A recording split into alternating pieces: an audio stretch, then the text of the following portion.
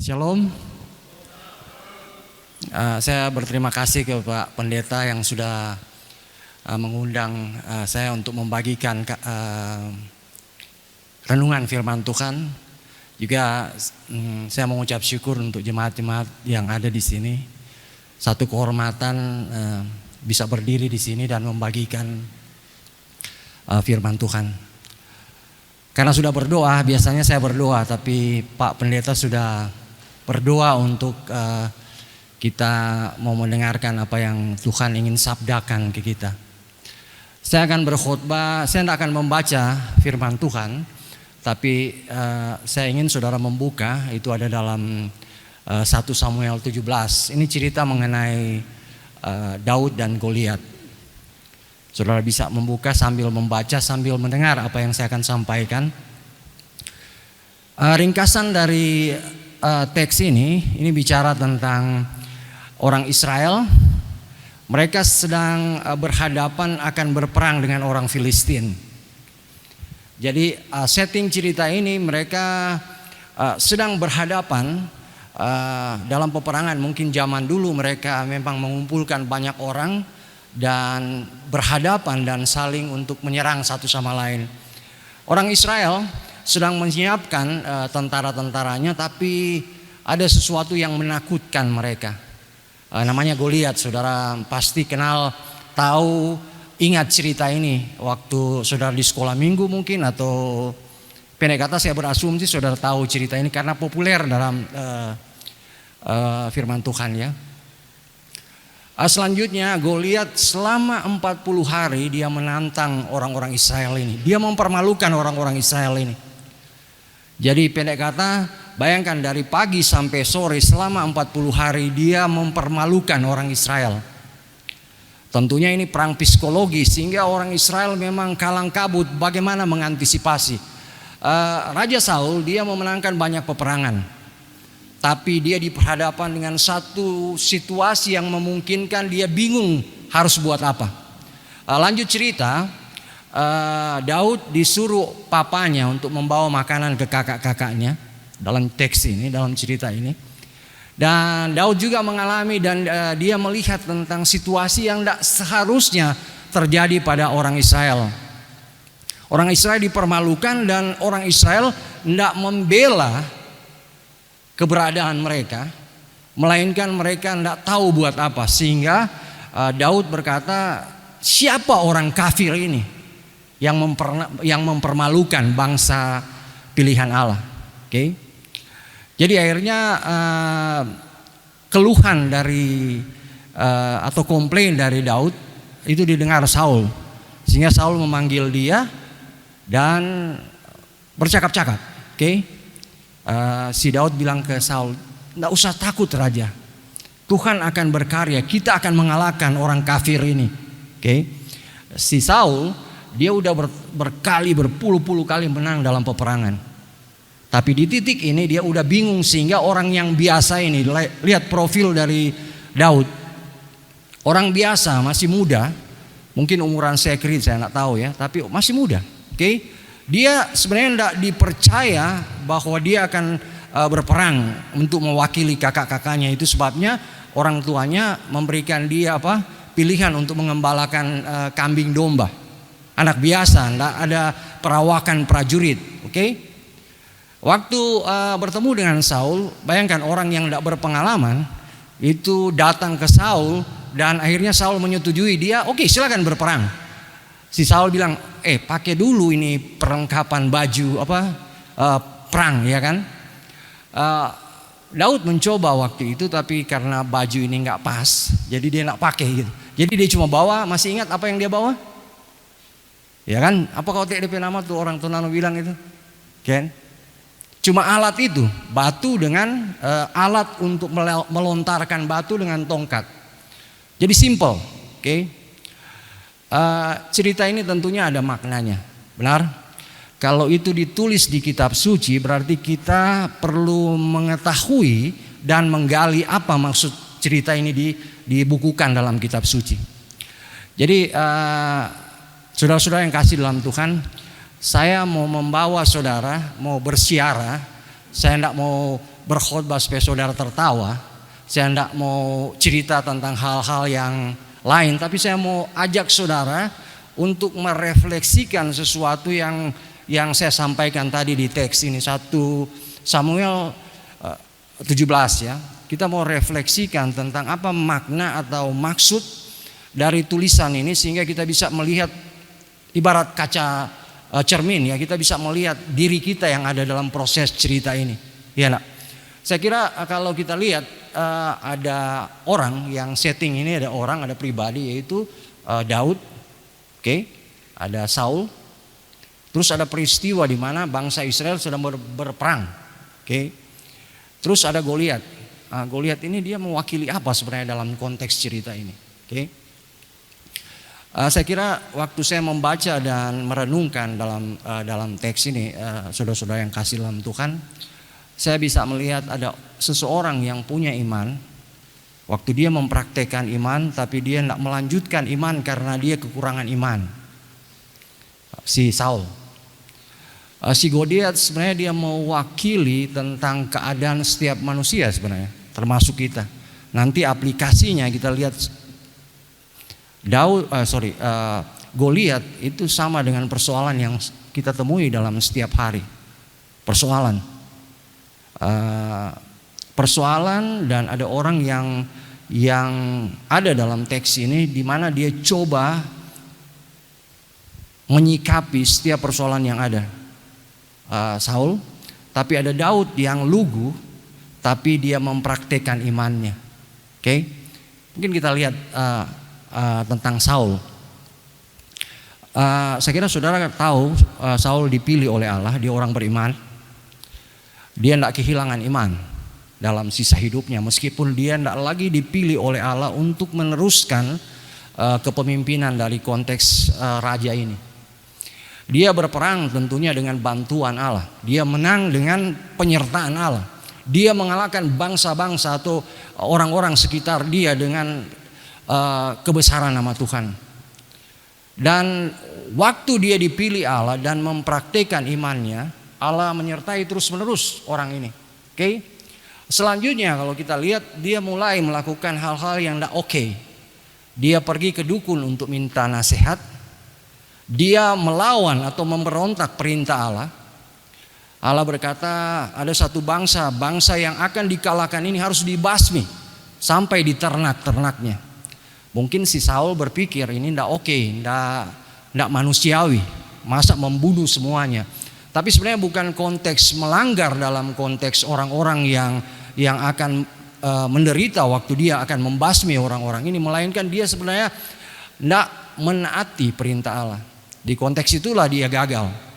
Jadi orang yang percaya tapi waktu berjalan waktunya dia meragukan kepemimpinan Allah ini. Oke? Mengapa? Karena dia berpikir dia udah berhasil. Oke? Karena dia berhasil, dia melatih setiap masalah dalam kehidupannya, dia sendiri yang harus menyelesaikan. Tadinya dia beriman, mengandalkan Tuhan.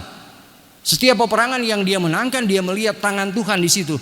Tetapi dalam proses waktu berjalan, dia merasa bahwa semua yang dia lakukan itu dia harus melakukan, bukan Tuhan, bukan mengandalkan Tuhan. Itu sebabnya dia berpraktek, saudara-saudara yang kasih dalam Tuhan, untuk menambah keyakinan untuk dirinya sendiri. Ada masalah, dia cari solusi, dia cari dukun, ya nak. Dia kumpulkan para pasukan, mungkin dia belajar strategi perang, dia menyiapkan orang-orang yang kuat. Oke. Kalau kita lihat dalam short term, waktu yang pendek itu berhasil, ya nak. Karena dia masih memenangkan beberapa pertempuran. Tapi begitu dia mengalami sesuatu yang di luar kemampuannya, dia menjadi bingung, ya nak. Kalau di titik ini, kira-kira apa refleksi kita untuk konteks ini? Oke, saudara tentunya kalau saudara berhasil dalam hidup ini, saudara tahu itu dari Tuhan, benar enggak? Tapi waktu perjalanan iman ini terus berlanjut, saudara akan berpikir, oh ini bukan Tuhan, kita pekerja keras ini, ya nak? Atau kita hoki ini, ya nak? Kalau saudara sakit, tadinya saudara berdoa, tapi begitu proses waktu ketika saudara punya uang, saudara tidak lagi tahu tentang dulu Allah pernah menolong saudara waktu saudara sakit. Tapi sekarang karena saudara punya uang, saudara melihat, oh saudara mampu melakukan ini. Kalau sakit langsung ke rumah sakit, ya kan? Nggak perlu doa, ada uangnya. Praktek itu mungkin kalau dia menumpuk terus menerus, itu akan menjadi keyakinan dalam tanda petik yang semu. Saudara berpikir bahwa kalau saudara terus menambah informasi tentang keyakinan ini, saudara mampu untuk diri saudara sendiri, saudara akan lama-kelamaan lupa tentang kuasa Tuhan. Ya kan? Lihat Saul. Tadinya dia oke, tapi lama-kelamaan saking pinternya, saking pinternya itu membawa kepada ketidakberdayaan waktu dia menghadapi tantangan. Ya enggak? Saul tentunya dia bisa memikirkan, menganalisa. Dia menyiapkan pasukan perang, dia kalkulasi musuh dan strategi macam-macam dia ketahui. Dia sampai di titik ini, waduh kita tidak mampu mau mengalahkan ini orang Filistin. Apalagi orang Filistin ini diwakili oleh Goliat. Kalau saudara lihat atau menganalisa tentang baju yang dipakai Goliat, topinya, body protectornya, body protectornya mungkin 57 kilo. Mata tombaknya mungkin 7 kilo DP berat. Jadi ini tidak mungkin dikalahkan. Tidak mungkin karena si Saul ini tidak melihat lagi tentang Allah, tentang iman. Ya enggak? Jadi karena dia begitu mengizinkan kemampuan-kemampuan dirinya mengalahkan imannya, dia kelabakan waktu ada masalah besar. Ya enggak? Mungkin refleksinya di konteks kita adalah kalau kita menolong diri terus-menerus tanpa ada pengalaman Allah berkarya kepada kita, mungkin di saat ini kita masih oke. Tapi ada di titik klimaks di mana saudara tidak mampu lagi mengandalkan kepunyaan saudara. Ya enggak? Itu titiknya. Saudara tidak akan lagi mampu. Ya enggak? Tapi lihat Daud teman-teman. Dia masih muda. Dia datang ke Saul, dia bilang, "Tuan, jangan takut." Maaf saya gunakan bahasa Manado. Ada Bapak bisa bahasa Manado kan ya? Daud bilang, "Saul, jangan takut gua ini." Kita beberapa hari lalu waktu kita mengembalakan kambing dan domba, waktu dorang datang kita hampiri, kita bunuh semua dorang ini. Singa dengan beruang. Ya toh? Si Daud dia ada pengalaman dengan Tuhan, simple, ya enggak? Dia bilang begini, kita yakin kalau kita pergi di ladang peperangan kita akan kalahkan tuh Goliat. Kenapa? Karena kita ada pengalaman, Tuhan sertai kita waktu kita ada mengembalakan kambing domba, ya enggak? Lihat perbedaannya, simple. Ada pengalaman tentang iman ini, oke? Bukan ada pengalaman tentang kemampuan saudara menyelesaikan persoalan saudara. Maksud saya kita mesti berusaha. Tapi dalam konteks ini kadangkala kemampuan kita menyelesaikan masalah itu melunturkan iman kita. Jadi di konteks ini saya mau bawa saudara melihat bahwa di saat-saat yang krusial, hal-hal yang paling penting dalam kehidupan ini, saudara mesti melatih iman saudara. Bukan kemampuan saudara. Kalau saudara pergi ke ke gym, kalau saudara suka berlatih, berarti kalau saudara berlatih setahun berarti otot-otot saudara memang kelihatan, ya kan? Ketika saudara misalkan kalau seorang petinju, kalau dia latihan tinju, dia pukul sansaknya, koordinasi semua tubuhnya itu simetris, ya kan? Dia tidak akan keseleo, apalagi misalkan kalau orang tahu sepak bola. Dia melatih koordinasi tubuhnya, timing dan seterusnya. Ketika ada sesuatu yang bola datang, dia bisa antisipasi, dia handle dengan kontrol bolanya. Kalau orang petinju, dia meninju itu latihan, tetapi waktu di ring dia tahu bagaimana memukul lawan, ya enggak? Mengapa? Karena dia berlatih, benar enggak? Otot-ototnya dilatih. Demikian juga apakah otot-otot iman saudara itu dilatih atau enggak? Ya enggak? Begitu menghadapi masalah, kalau saudara tidak melatih otot iman saudara, saudara akan kelumpuhan waktu menghadapi masalah. Yang dilatih adalah kemampuan saudara. Kemampuan bisa ditelusuri. Saudara punya rekening di bank, banyak uangnya. Ya nak, kalau sakit solusinya sekali klik, ya nak, langsung beli obatnya. Saya nak alergi dengan ini, bukan maksud saya. Tapi begitu bertumpuk sumber yang saudara miliki atau kemampuan menyelesaikan persoalan, itu harus dijaga agar saudara tidak lagi melibatkan Allah. Ya nak. Jadi di konteks ini saudara, ini sangat jelas ceritanya. Oke. Ada masalah yang sama sekali tidak bisa dipecahkan. Ya kan? Orang ini 40 hari dia berkoar-koar menghina orang Israel. Ya nak? Tidak ada satupun yang berani. Ya nak? Mereka kelabakan karena mereka kehilangan kemampuan untuk melihat campur tangan Allah. Bahkan mungkin kalau kita telusuri lebih dalam, Saul dia kan orang pinter. Itu sebabnya dia banyak mengkalkulasi rencana perangnya. Waktu si Daud datang, mungkin dia kehabisan akal. Bagaimana mungkin dia mau percayakan kepada orang yang tidak berpengalaman untuk menghadapi Goliat? Benar tidak? Ini anak sepanggal. Mau datang Pak Saul, kong Saul mau bilang pakai tapi baju. Ya nak? Tidak mungkin. Mungkin Saul kehilangan akal sehat mungkin. Ya toh? Tapi lihat, Tuhan selalu berkarya di sesuatu yang tidak diharapkan. Ya nak? Sesuatu yang biasa. Ya nak? Hikmat dunia ini seringkali dipermalukan oleh Allah. Ya nak? Itu kata Rasul Paulus. Jadi orang yang tidak diharapkan, sekali lagi sebenarnya Daud bukan tokoh utamanya. Tokoh utamanya adalah Tuhan sendiri. Kalau baca kitab ini atau cerita ini, saudara akan menemukan bahwa mengandalkan Tuhan itu solusinya dalam setiap persoalan. Tapi di peristiwa ini teman-teman, jemaat yang saya kasihi, percaya kepada Kristus atau kita orang percaya itu berbeda dengan kita mengalami kepercayaan ini. Oke? Saudara udah orang percaya, tapi proses untuk mengalami sampai saudara mati itu proses seperti Saul. Oke? Butuh ketekunan, oke? Butuh ketahanan. Oke? Saudara harus mengalami proses iman ini. Orang Kristen tidak menyembah idealisme. Kita tidak mau sempurna untuk mengejar nilai-nilai yang ada. Jadi baik, kelihatan baik, ya kan? Suci, bukan itu yang kita kejar. Ya enggak? Kita mau menyerupai Kristus dalam arti mau mengalami Dia setiap hari. Bagaimana pengalaman saudara? Oke? Pengalaman berjalan bersama Tuhan. Kalau saudara lemah, bagaimana Tuhan bicara dalam konteks ini? Kalau saudara senang, apa yang Dia bicara dalam konteks kehidupan saudara? Ya enggak? Saya udah umur 57 tahun, so pendek. Ya. Tapi bagaimana saya mau menikmati hidup saya? Oke? Cuma sekali. Kita perlu menikmati, tapi dalam konteks positif. Kita perlu menikmati setiap detiknya. Oke? Mengalami dengan Kristus, mengalami perjalanan kehidupan ini.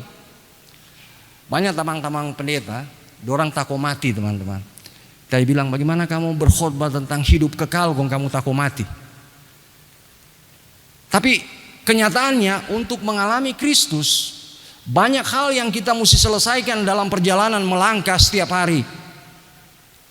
Tidak gampang cuma Tuhan kok mau jaga kamu. Tidak gampang ketika buka kitab suci dan saudara ada penguatan di kitab suci yang saudara baca. Bukan begitu.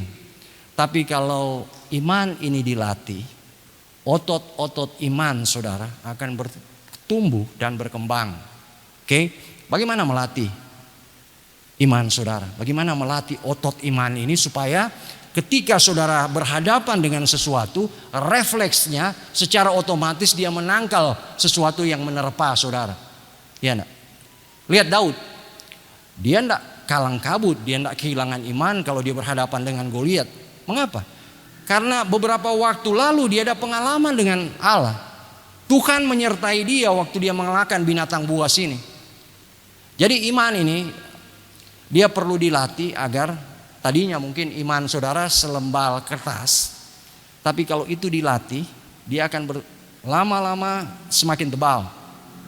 Contoh juga kalau orang pijim, kalau kita masih kurus mungkin kita dumbbell banyak alat berat yang akan kita pakai, setahun atau 2 tahun saudara akan lihat badan saya udah berbeda. Karena kenapa? Latihan terus menerus. Oke? Latihan yang mana? Latihan iman adalah itu kehidupan saudara sehari-hari. Oke? Kehidupan saudara sehari-hari. Bagaimana saudara akan melakukan ini? Oke? Ketika ada persoalan, apa yang saudara mau dahulukan?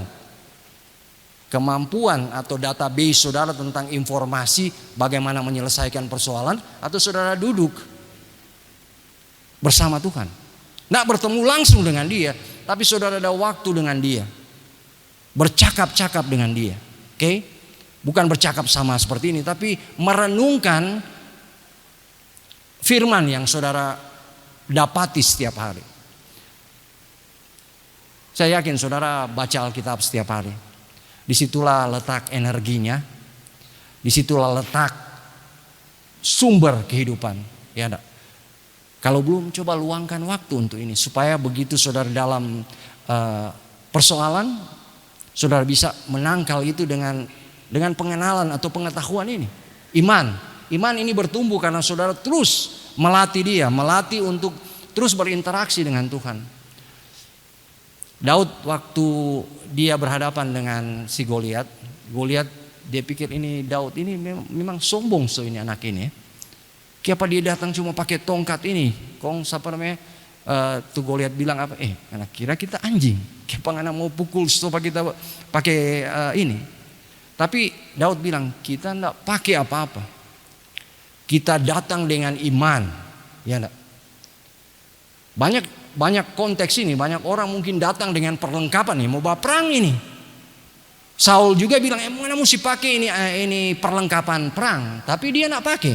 Dia cuma datang dengan keyakinan iman. Percaya saudara, kalau saudara menghadapi masalah, menghadapi tantangan, kalau saudara menggunakan ini, saudara akan menang. Mengapa? Karena kenyataan di kitab suci demikian. Ya enggak? Tidak ada jalan pintas, tidak ada jalan lain selain ini. Kalau saudara belum sampai seperti Daud, saudara harus berlatih. Ya enggak? Latilah imanmu. Ya enggak? Berarti kalau dumbbell ada kan tuh 1 kilo, ya toh, 2 kilo, 3 kilo, 4 kilo dan seterusnya toh. Saudara mungkin angka-angka begini. Ini rencana Tuhan, kalau dia mau melatih saudara, dia tambah sekilo demi sekilo. Ya nak? Kalau saudara mau minta supaya saudara sabar, dia baking saudara tidak sabar. Kalau saudara minta supaya saudara tidak jadi tukang marah, dia baking saudara tukang marah. Ya nak? Ini prosesnya. Ya tak? Jadi semakin hari kalau saudara libatkan Allah dalam melatih iman ini, saudara akan menjadi seorang atlet. Okay? Ketika saudara berhadapan dengan hampir semua masalah, saudara ada harapan. Paulus berkata waktu dia di 2 Korintus, Paulus berkata tentang mereka lakukan dalam konteks penginjilan. Dia bilang mereka sering terjebit tapi mereka tidak kehilangan akal. Mereka sering dihempaskan namun tidak binasa. Ya nak? Mereka kehilangan akal tapi tidak putus asa. Ya nak? Di konteks ini teman-teman, kalau saudara hidup, karena hidup ini entah Tuhan mau izinkan hidup berapa lama kita, tapi waktu kita hidup melayani Tuhan begitu banyak tantangan, begitu banyak penderitaan yang akan kita temui. Sulit kalau tidak ada Allah. Contoh Saul, dia orang percaya, dia tidak kehilangan imannya, ya enggak? Tapi dia gagal untuk mengalami Allah dalam prosesnya, ya enggak? Dia kehilangan kepercayaan dari Allah untuk memimpin bangsa Israel karena dia tidak taat dan dia mau mengandalkan kemampuannya sendiri. Oke? Nah, begitu kita dalam konteks ini diizinkan Tuhan percaya kepada Dia dan kita sedang berjalan dalam siara hidup ini, entah kapan, 10 tahun, 20 tahun, 30 tahun, kalau tuh anak-anak muda mungkin 40, 50 tahun, bagaimana saudara akan mengalami Allah dalam proses ini? Saudara mau kehilangan Dia atau saudara akan disertai sampai kesudahan zaman? Yesus berkata, aku akan menyertai engkau sampai kesudahan zaman. Dia tidak menjanjikan senang terus, enggak. Paulus berkata, penderitaan menimbulkan ketekunan. Ketekunan menimbulkan tahan uji. Tahan uji menimbulkan pengharapan. Oke? Jadi dalam kehidupan ini teman-teman, saudara tidak akan kehilangan iman ini kalau saudara melatih dia. Ya, nak. Latihlah iman saudara, andalkan Tuhan dalam setiap peristiwa. Kalau saudara mau melatih kemampuan diri saudara untuk self development atau melatih memperdayakan diri, saudara tahu keterampilan, saudara tahu pengetahuan dan lain sebagainya. Jaga itu, jangan menjauhkan saudara dari Tuhan. Ya, nak. Semua kemampuan saudara, kalau saudara ahli bisnis, lihatlah waktu ini bisnis ini sukses, itu Tuhan ada backing. Ya, nak. Ucapkan syukur bahwa saudara diberkati dia. Oke. Selanjutnya untuk menjaga itu serahkan ke Tuhan. Oke. Kalau berpindah saudara yang akan menjaga ini, saudara lama kelamaan seperti Saul. Iman saudara semakin keropos. Ketika saudara menghadapi tantangan, saudara bingung untuk menyelesaikannya. Si Saul dia pergi di dukun, oke, minta petunjuk dari hal-hal yang tidak oke. Ya, nak. Saya kira kita tidak demikian. Ya, nak. Jadi saudara-saudara yang kasih dalam Tuhan, kalau kita lihat cerita ini, tentunya kalau kita mau simpulkan ini, ada peristiwa ini sebagai alat Goliat, ya. Goliat sebagai alat untuk mendidik orang Israel, untuk memurnikan suksesi kepemimpinan dari Daud, menyiapkan Daud untuk orientasi memimpin bangsa Israel, tapi juga mau mengajar si Saul. Ya, nak. Berarti cerita ini akan bermakna kalau kita menemukan prinsipnya. Apa prinsip yang sudah dapatkan dalam konteks ini? Ya, nak. Ada kendala dalam hidup. Oke, ada saudara yang terlibat dalam konteks iman ini, berjalan bersama Tuhan. Dalam berjalan bersama Tuhan, saudara akan kehilangan kepemimpinan dan bantuan dari Allah kalau saudara tidak memegang tangan dia. Ya, nah, untuk ini sebagai penutup, latihlah iman saudara. Oke, uji dia. Saudara lihat badan saudara tidak kekar nantinya. Iman ini maksud saya. Lihat otot-ototnya. Dia akan berkoordinasi dan mengantisipasi terjangan dari luar, terjangan si iblis ini. Ketika dia datang, saudara cuma menangkis dengan sinergi dari badan saudara. Kalau saudara nak melatih kan, saudara lompat di sini mungkin keseleo, benar nak Pak Pendeta? Iya nak? Karena saya nak melatih melompat di sini, meskipun saya yakin saya bisa melompat. Oke, jadi latihlah iman saudara. Andalkan Tuhan. Yang kedua, semua keterampilan dan kemampuan saudara menjaga diri saudara, jangan itu merusak dan saudara tidak lihat Tuhan lagi. Oke? Boleh perbanyak kemampuan diri, tapi selalu awasi dia agar dia bukan sumber yang final untuk menyelesaikan persoalan-persoalan masa depannya. Jadi biarlah firman Tuhan ini boleh menolong kita untuk melihat, boleh menjadi pelita dalam kehidupan kita, boleh melihat diri cermin bagaimana harusnya kita bersikap dalam kehidupan ini. Mari kita tunduk kepala, kita berdoa.